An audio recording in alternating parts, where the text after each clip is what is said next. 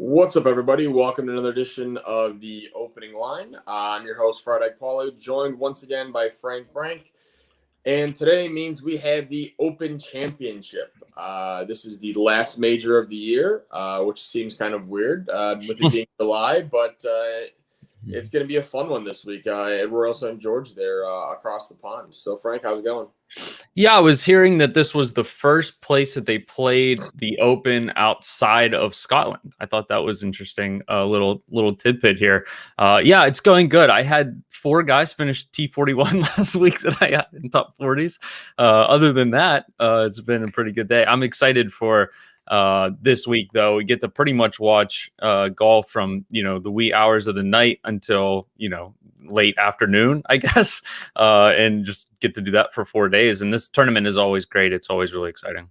Yeah, it's one of the few tournaments where you get more coverage and more hours just because of the way the daylight works, right? And they're playing everybody off of one tee, so literally you'll get 15, 16 hours of golf per day out there to watch, all of the shots coming in, which is fun. But your comment about the 41st place last week, I had the same thing with Stricker, and also had Kevin Na, who finished second to win the event too. When Lucas Glover went ham on the back nine, I was a little disappointed because I thought I was going to sneak in a little backdoor outright with Kevin Na to kind of lead into the Open Championship, and of course that didn't happen. But you got backdoored yourself. If I keep knocking on the door with outrights on Sundays, having Bubba a couple weeks ago, they're eventually going to hit. So hopefully we got another chance to do it this week. So this week's Open Championship, as mentioned, it's Royal St. George's. So this is a completely different week than a normal week on tour. It's links golf. And by links golf, I mean it's a course with very little trees that tends to have a ton of wind, and you end up using more shots along the ground because of how firm the greens are, how firm the fairways are. Tends to be a lot of pot bunkers, a lot of fescue rough. So it's a different game because in America we're playing aerial golf where it's 160 yards to the pin. I'm hitting it 160 yards because that's where I want to go. Links golf is different because you have to take all the variables into play. You got to take the wind, the firmness. Literally, a 160-yard shot in one direction may be a sand wedge, and the other direction may be a 4-iron. And you have to figure out how you're going to get to the hole, whether that's on the ground or in the air. So it takes a lot of creativity, patience, and thought process. You can't just necessarily just go and bomb and try to fly everything in a pin. It's not going to work here. You have to figure out a game plan to, go around the golf course because the pot bunkers here are devilish. If you hit them in, whether they're fairway or greenside, you're in trouble. They're almost one-shot penalties depending on where your ball is in the bunker there, right? It's not like, bunkers in America where players want to hit it into them compared to the rough because it's easy to get up and down. The players will do anything they can to get away from them. Yeah, it's steering away from bunkers seems to be a big part of this. Like you said, one-shot penalties, a lot of the time because you get up against the lip and you've got to just literally pop it out of the bunker and then play your next shot from, 10, 20 yards in front of you. Sometimes it's worse than that, right? Guys try to get overly aggressive, hit the lip, and just get stuck in there. Would you say that, in terms of the course, I'm assuming this is kind of wind dependent on what we're going to see from score perspective, because some of these courses without wind can play quite easy, right? And if the wind is up, it's almost impossible. Yeah, so the current forecast for wind right now, so for the first 2 or 3 days, it's going to be about 15 to 25 miles an hour, and then the last day about 10 to 20. So that's going to be enough to wreak havoc on players there to where no one's going to go out and shoot 62 here. But players, anything under par each round is going to be a very solid round, and it's enough to where it's going to challenge players to think off the tee box to hit certain shots, because this is not a course that just goes out one way and back the other. It kind of just goes in almost like a figure eight, kind of what we saw at Kiowa, where it goes out this way and then it kind of comes back on each 9. So players are constantly changing wind direction here, and it makes it kind of difficult to figure out how to hit certain shots. And when it's a course like this, where there's there's a lot of blind shots, it's really hard to get your targets and your bearings because, in a practice round, you may be hitting at a certain spot here because of the wind. But if the wind's a different direction, you're not really sure where to aim.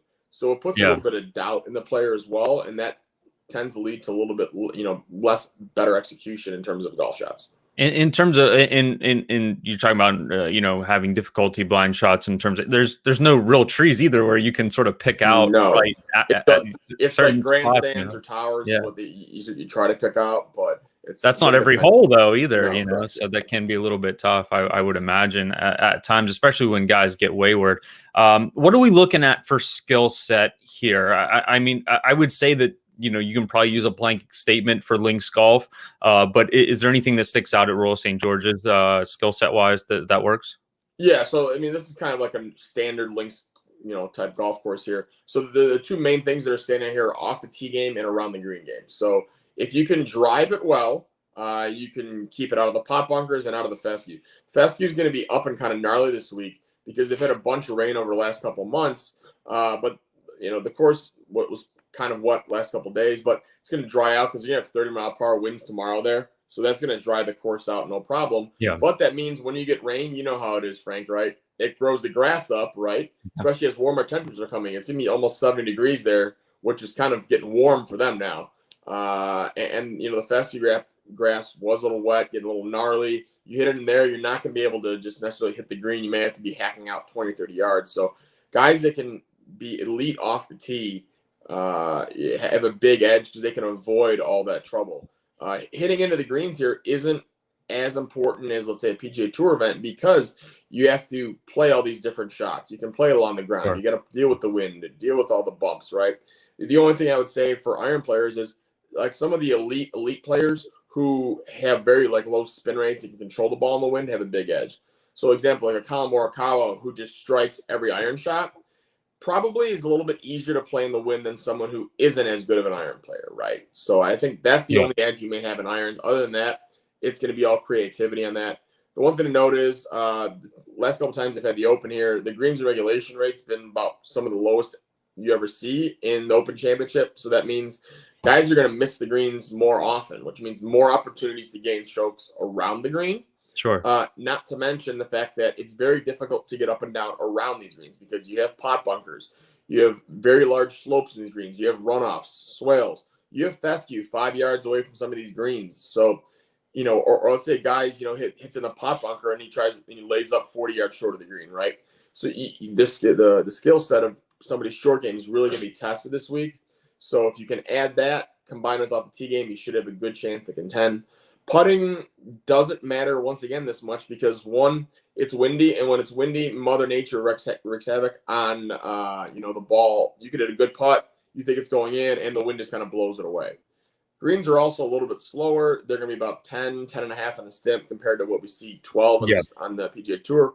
Whenever you get slower greens, we've talked about this in the past, it kind of puts everyone's skill set a little bit closer together because the guy that's a bad putter is no longer worried about hitting a 10-foot putt 6 feet past the hole. He can be aggressive. It's only going to roll 3 or 4 feet by. Yeah, so approach and putting is usually what kind of rules the PGA Tour in terms of winning. Yeah, so we're going to have an opposite effect because we would assume that not that many people are going to hit greens. And you've said in the past, when there's these shaved runoff areas and bunkers, that the skill set in terms of chipping, in something we could look at strokes gained around the green would be, I guess, the proper way to describe it. The skill set there is more prominent, between the elite players and the bad players on the PGA Tour, because so many greens get hit, even the last few weeks on a few easier courses that they've played, a few weaker fields, guys are always chipping it close, right? So would you say that the skill set is more amplified now, given the difficulty should be higher? Well, it's a double-edged sword, right? Because you have one, you're getting more opportunities, and it's harder to get up and down. Sure. So when it's more difficult with more opportunities, it's a duplicative effect where it's going to be very important this week because you're either going to have to strike the hell out of the golf ball and try to hit 65, 70% of your greens, or you're going to be like everybody else in the field and hit 55% of the greens, which means you're missing 8 greens around. And if you're going to want to win, which the winning score, let's say, is low single digits, mid single digits, you're going to have to get up and down 80, 85% of the time from there, which is not going to be easy around those greens. Sure. Okay. All right. So with that being said, let's move into the outrights for this week. As usual, it's kind of an interesting card because we have a major this week. So we have a lot of top players in there. There are some players that obviously withdrew due to COVID or travel concerns or trying to save themselves for logistically for the Olympics and stuff like that. Yeah. So I see that you have 3 outrights in the card. I have, I think, 8. Some of those are a little bit long shots. I think I have about 1.3 units at risk for me total. I think you're maybe around like 0.7 or 0.8, something like that. So I'll hop in first to my first outright here. It's going to be Justin Thomas at 20-1. So if we look at like Justin Thomas over long run, right? We know he's an absolute elite iron player, right? That's the thing we know. And we talk about this golf course being somebody that, you know, you want to be good off the tee and around the green, right? So he finished top 10 last week at the Scottish Open, which is a links course, right? Thing to note is he led the field off the tee and led the field around the green. And that was a good field. That's literally a pretty damn good field. A lot of the players that playing last week, playing this week, probably, I don't know, 50 players probably from that field are playing this week. So that's a very good sign. And if Thomas can bring any semblance of his normal iron game with that, that's what we kind of mentioned, right? You want someone that knows how to hit the shots through the wind, right? Thomas is a pretty good wind player and can flight the ball, move the ball both directions. His only problem is his putter, but you get him on a little bit slower greens with some wind, putting doesn't mean as much. I think this is a really good course fit for him and a chance to win his second major title. And 20-1 is kind of crazy considering you've had a guy that I think has won, I want to say 12 times in his last 104 starts. So that's a little around, 1 out of every 9 events. And you're getting 20-1 in a field that, sure, it's a major, but 20-1 seems kind of high from here. I think it should be closer to about 14-1. Yeah, and Horse historically a fine putter, right? It's just recently the putter has been extremely uncooperative, which happens, in golf, right? Like this happens all the time, and then you see him putt well enough to win, and boom, he pops and wins. Yeah, I like that as well. I think there's a few spots, including my next guy, where you're getting kind of can get like really good golfers at decent prices here because of the field being so high up. So I did take Cantlay at 35-1. I actually had him as a top 5 player in this field, somewhere around 20-1, I thought, to win this event. He's also a guy who has won twice since October. He had a weird stretch in there where he missed 4 straight cuts, and I think 2 of those were pretty much on the number, and they weren't at, they were at the Players, the Masters, and then had a little bit of a fallout after that. Coming into those events, he finished first, 17th, 13th, 2nd, and 3rd, and then 15th at the Genesis. And leaving those events, he finished 23rd at the PGA Championship, 1st at the Memorial, 15th at the U.S. Open, and his most recent event, Travelers, finished 13th. Cantlay is a little bit of a grinder here, and he plays pretty well in tougher conditions, right? Like the Memorial is not easy. It did play easier this year, but it's not necessarily an easier track. And he's a good wind player. He doesn't, create a lot of spin. He hits really flat ball flights, and he's just good at everything. So I think however the course sets up for Cantlay at 35-1, I think this number is a little bit elevated for a guy who was won twice since October and has a shit ton of top 15 finishes and almost every single event outside of those 4 random missed cuts in a row there. All right. My next player is Daniel Berger at 70-1. This I like this one. Yeah. What the hell is this? Extremely high. Like I don't get this. I thought it should have been, in the 40s here somewhere. If you're just comparing him to other players in the field that are priced in that range, it kind of makes sense. He'd be being between 35 and 50, you thought, in terms of odds to win. This is just kind of an overreaction, I guess, to maybe the fact that he just barely made the cut last week and didn't play that great to John Deere. But this is a guy that's won twice since the restart last year. So won twice in the last 13 months. That was winning at Colonial, winning at Pebble Beach. Plays very well in the wind. He's a very flat ball flight. Drives it is one of the lowest apex heights off the tee in terms of driver height. And you can just kind of tell it by his flat swing there, right? He's also played very well in a lot of other events on the PGA Tour that have been windy, right? You're talking about things like Honda Classic where he lost in a playoff to Padraig Harrington, right? So that's one where you have to. It's always windy at that golf course. Plays a lot down in Florida, right? Very windy in Florida. Very good course fit here, and he's a 16th ranked player in the world, and we're getting him at 70-1. And it's not like a BS type 16th ranked player. No, the guy's won 2 events in some good fields. He's finished top 30 in 23 of his last 30 events. So I don't quite get why this number is here. Now, sure, he may not be the best fit for links golf, but I don't think he's had that big of a sample. I think he's played this event maybe 3 times, but he hasn't been the Daniel Berger that we know right now, right? That was before he kind of found himself, right? Meaning found himself was like about a year and a half ago, where he just kind of became this, oh my God, this player's amazing. So I think we're getting a very good price on him because of that. I mean, this is double the odds of what he was at Torrey Pines in the same field. So is he really twice as unlikely to win this event? I think he'd be more likely to win this than he would at Torrey Pines, in my opinion. Yeah, I agree, because we know that Torrey is like a bomber's place, and he hits it fine, but it's not, it's not that. And I would say 16th in the world rankings is a little bit sort of like, I would bet over the next year he improves on that pretty highly. Like I bet he gets closer to, 12, 13 area over the next year. I actually am 13th in this event. I do have a decent edge on Berger. He's just one of the first guys I left off for this event. So yeah, I agree. I think 45 would have been a fair price, and I'm surprised it's not lower than that. All right, what's your next one there, Frank? Yeah, pretty predictable here for me. I keep betting this guy, Paul Casey, 40-1. This is obviously a good course fit, for him, I would have to assume. I didn't even really look that much into it, but I know that he, hits it pretty flat. And I actually have him as the second best approach player on the field. And I know we're downgrading that a little bit, but third in ball striking, he's accurate off the tee, right? He just strikes the hell out of the ball. Like your kind of point with Thomas, and I'm not comparing Casey to Thomas. I think Thomas is a far better golfer, but the putter isn't really that cooperative for Paul Casey. I think he's lost strokes in his last 5 events. He finished 36 at the Travelers and lost 5 strokes putting. And I've kind of touted Casey a lot over the last year because his putting seemed to improve, and now it seems to be kind of what it has always been. Even so, even if he is, a fairly average to below average putter in this field, I still like his ball striking to get around here. I know that he's creative. I know he's a really good ball striker. He works it both ways, and he's played really well throughout this season. He's played well in his Euro Tour events as well. He's won and finished, I think, inside top 5 a handful of times on the European Tour earlier this season. 36 last week, like I mentioned, losing 5 strokes. Putting, he lost strokes putting at the U.S. Open, finished 7th. Lost strokes putting at the PGA, finished 4th. So Paul Casey seems to be, stringing along these majors, as well as the tougher events like the Players. He finished 5th. The Masters, he finished 26th. So particularly like him on courses, he hits it far enough, but I like courses that kind of require precision for Paul Casey. And at 40-1 seems a little bit high. I thought he should have been in the high 20s or low 30s for this event. So I had a bunch of other outrights. I'll mention one of them is a little bit more of a long shot. You can find the rest of them on the bet sheet at leadsportsbetting.com. And that's Lucas Herbert. So 100-1. You're wondering, well, why would I play him at 100-1? You see a lot of times in Open Championship, you see guys that just come in red hot on fire and end up contending. And this is kind of the case here with Herbert, and I think he fits the course pretty well.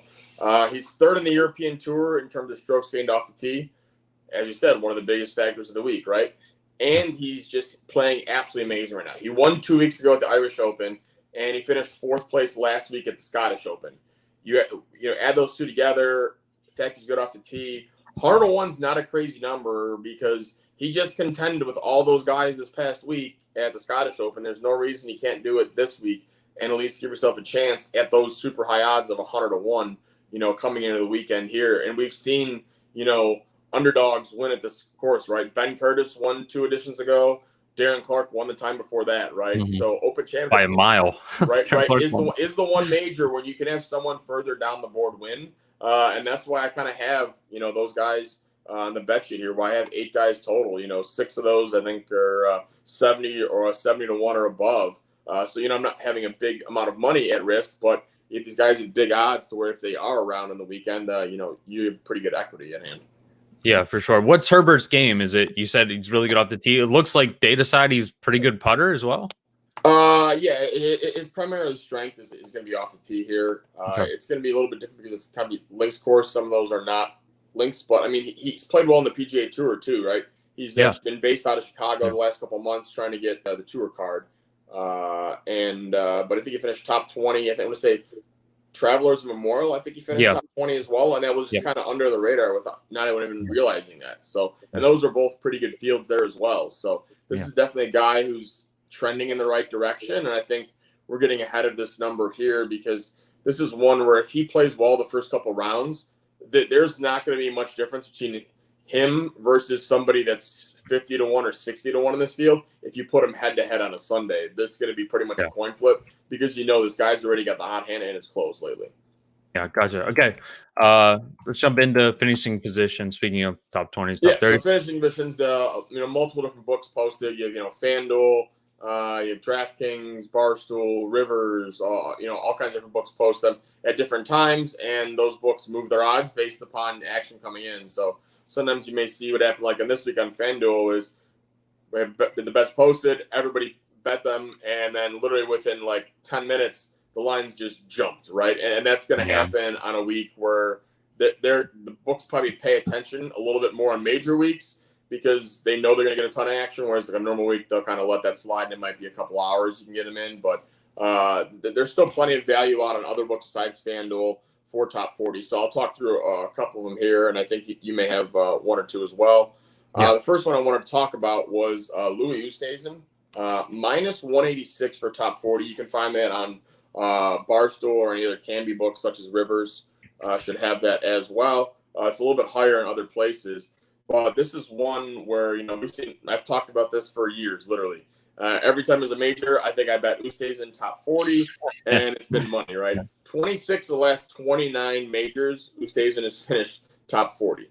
That's a crazy clip. That's 90%. Yeah. Sure, I know 186 scares people away because it's high juice, right? But when you realize that his real odds on this are probably maybe 250, minus 50, minus 260, sitting in there around the 70% range, I think is more of a fair price here. So there's definitely an edge here.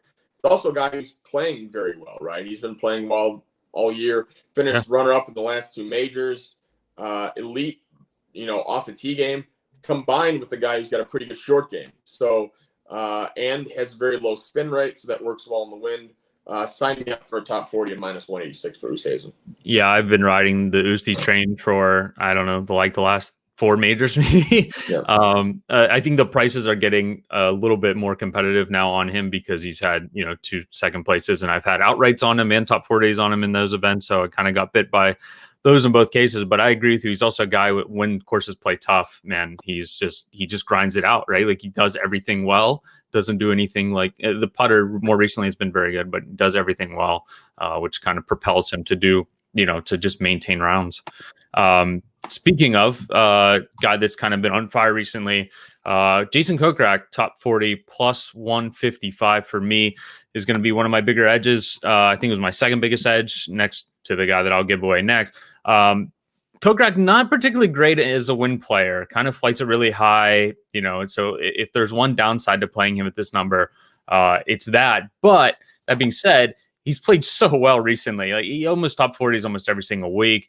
He's missed one cut since it looks like since the 2021 season, he's missed one cut at the US Open where he lost a ton of strokes chipping. That's a little bit concerning. Like I said, I don't think it's the greatest course fit, but at plus 155, I think the odds that Kokrak makes cut decently high. I mean, he's long off the tee, but he's also really accurate. I think that'll propel him a little bit. He's also a great putter, given how long he hits it. He finished 12th at the Rocket Mortgage, where he actually lost strokes putting and still finished 12th in the last event that we saw him. He won the Charles Schwab, right? Yeah, I think he's had two wins since October. One of the few guys that can say that. And a run of really good finishes. 9th at WGC Mexico, which played really hard this year. API 8th. The Players finished 9th. So, like I said, I just think this guy's playing too well overall throughout his whole game. If there was ever sort of a knock on him, it was sort of the short game. And more recently, especially this year, the putting has been really, really, really good for him. So I do like Kokrak as a decent sized dog here to top 40. Once you make the cut, it's not too much work. Just kind of stay alive. The only thing that concerns me, like I said, if the wind really picks up on him, he does struggle compared to his typical rounds with shots into the wind. So we'll see how that goes. But I'm willing to risk that at plus 155. I'll give out one more finishing position bet here, and this is going to be a top 30 bet, and it's going to be Xander Schauffele here at minus 160. I got the number here. It should be about minus 215 based on my numbers here. Schauffele's finished top 30 in 31 of his last 36 events overall, and he's played 17 majors. 12 of those were top 20. 9 of those 12 were top 10s. This is a guy that plays very well in the big moment. And we know that his game, I think, is suited very well for Open Championship golf, right? He's played 3 Opens. He's finished a second, a 20th, and the other time was 41st. But the one time he finished 41st, I'm kind of giving him a pass on that because that was the time when they tested his driver, like a day or two before the competition, and they said it just barely missed the threshold, and he had to change drivers, right? So you're telling a guy before a major he's got to change drivers, so it make it a little more difficult. So kind of not ignore that, but I give him the pass. And that one time he finished 41st here. But if you look at his game, right, very, very, very strong off the tee and pretty good around the greens. One thing to notice, he finally got rid of the arm lock putting grip and is going back to his normal putting grip. Thank God. Yeah. And I look for him once again to be near the top of the leaderboard in contention on a Sunday here in a major. Played well last week too, right? Top 10 or something. Finished top 10 at the Scottish Open, correct? Yep. Yeah, I thought I saw that because I was like, oh, it's good to see him actually playing well again. Yeah, the putter really good for him. Short game really good for him. And like you said, extremely accurate off the tee. I'll give you one more as well. Max Homa to top 40 plus 260. Max Homa has not played particularly great. Recently, he's missed a bunch of cuts, mostly due to the putter. Like the putter just really hasn't been cooperating, and we're kind of taking that away this week. And he's also a guy that hits really flat ball flights, doesn't spin it a lot, plays well in windy conditions over the course of his career so far. 25th last week. He's thrown in a couple 6th place finishes over the last, since sort of like May-ish. But it's really just about the putter for him. And if we're taking that out and making it way less important this week, I really like Max Homa. It's a top 40 here, plus 260. It's such a high number for a guy who's played well in elite fields. He wanted the Genesis, right? And I think it's generally because he's just spinning the wheels recently, but I think this is a good course fit for him when, like I said, taking away the putting, windy conditions. He's not incredibly long or incredibly accurate off the tee. He's pretty average to slightly above average in terms of that, but he has been driving it well recently. He's gained strokes in 5 straight events off the tee. 4 of those events he's gained stroked on approach. He just needs the putter and short game to cooperate a little bit, and I'm willing to take that risk of plus 260 for Homa to top 40. Yeah, so just want to play devil's advocate for here and kind of just understand your process a little bit. Because I know you obviously have your own process in terms of how you get to your numbers. Do you take into consideration like guys' past major championship success or how they've played like on links golf? Because example like Homa is kind of that example this week where I think he's only made 1 of 7 cuts in the majors, I think, and doesn't necessarily play good on links golf. So how do you incorporate that when trying to make your numbers see where there's value? Well, I mean, I don't try to stick out a major championship. Like I think that it's you rate courses based on like difficulty and that sort of thing. So I don't necessarily just want to single out major championships because is there really that much difference between, singling out a major championship compared to the players, right? Yeah, or I would say yes. See, I don't think like field wise, I don't know that it's that different, right? Like just from a data side, technically speaking, right? So no, I mean, I adjust numbers based on the field. So if anything, say Homa plays a little bit poor, say let's do the opposite of Homa in like a Brooks Koepka, right? Yeah. So Brooks Koepka playing bad in shittier fields will get punished more in my model because I'm rating it based on field strength and individual components in that field strength.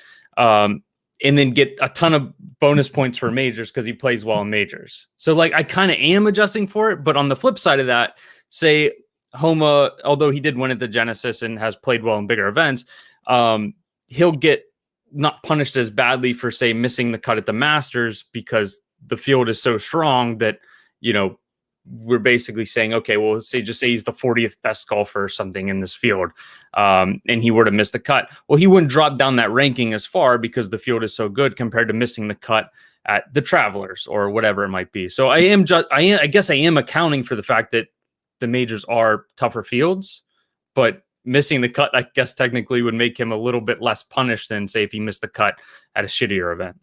Gotcha. Just want to kind of get the insight to the viewers here because I'm sure they're probably thinking the same way in terms of how we're approaching things and dealing with some players, especially this week. So that wraps up the finishing edition. You want to tell the viewers some of the stuff we have up there? I'm sorry, I'm breaking up. I don't know if it's my end or your end. Oh, yeah. So I was going to say is that so we have the head-to-head matchups. Books are just, some of them have posted up. Some of the offshores are just posting up now in the next couple hours. So I'll have those up on the bet sheet by this evening across all the different books of what I've played. I do have a couple props out there ready for like nationality props. You can check those out there as well. I think I have action on 3 different ones. I think I made a play in the Italian, South American, and Swedish. You can guess to see who I bet on those. I'm not going to tell you who, but you can find those in the bet sheet. You probably got a good idea who it is, but you also don't know what number we bet them at. So, but you can check them out on the bet sheet, EliteSportsBetting.com. We'll have other bets up there for round 1. Hoping books once again post over/under scores props, because those tend to be extremely profitable. It's hitting those at like a little over 80% clip this year on over/under score props. So hoping they post those again for would you say that would you say an event like this gives you more opportunity because of the wind conditions potentially making it easier or harder? Yes and no. One, the wind helps you, but the wind forecast could also change within half an hour, and you could bet overs because it's super windy, and then it dies down and you're sitting with your head between your knees just wondering what the heck just happened, because the scoring just went down 2 or 3 shots in a matter of hours because of the wind. So you just got to be careful, look at the weather forecast.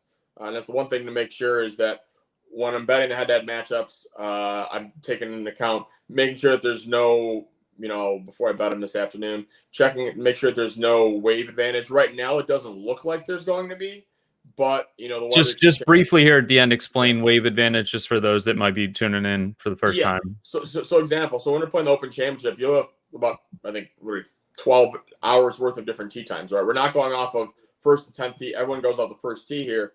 So whenever you have a course where it's going to be windy, you want to make sure that you're not getting screwed with the wind, meaning you don't want to play a player who is teeing off in the morning one day, afternoon the next, and it's going to be super windy in the morning the first day, or sorry, let's say maybe reverse. Afternoon the first day, morning the second day. It's going to be calm, let's say in the morning, windy in the afternoon, and windy all the second day. So if you're picking a player for head-to-head that's going late-early versus an early-late player, they're playing 2 rounds in the heavy wind versus another player who's playing only 1 of the 2 rounds in there. So you want to be careful that you're picking players, if there is a weather advantage like that you're taking that into consideration when valuing players. And this is a week where you tend to have the biggest edge of that. You'll see, we've seen years where we've seen the wave advantage be 4 or 5 shots here.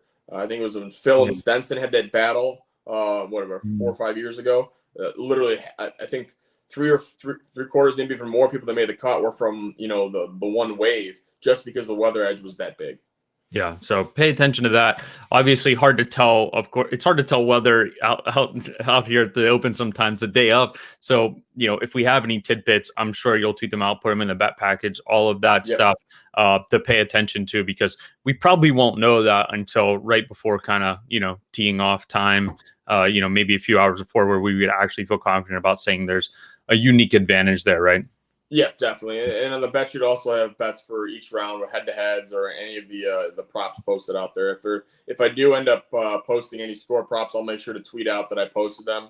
I may toss a few of those out for free, but if they're on the bet sheet, you guys will have the first subscribers will have the first chance to get those in before I toss those out to the masses if I do. Sure, and we're about to head over to the daily fantasy side as well, over Elite Fantasy. If you guys want to play fantasy golf, we're going to do a quick video like this, describing all the players, going through all their salaries, so you can check us out there as well. All right, see you guys next week.